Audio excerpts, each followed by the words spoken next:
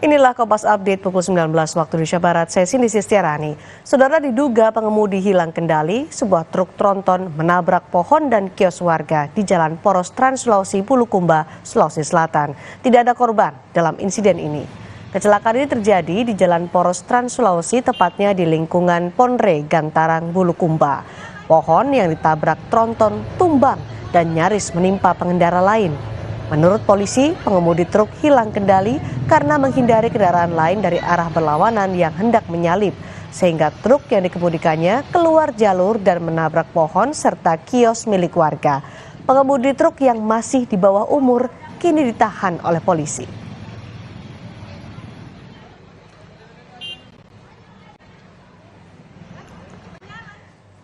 Demikian Kompas Update, sesaat lagi Anda akan menyaksikan program Sapa Indonesia Malam. Sampai jumpa.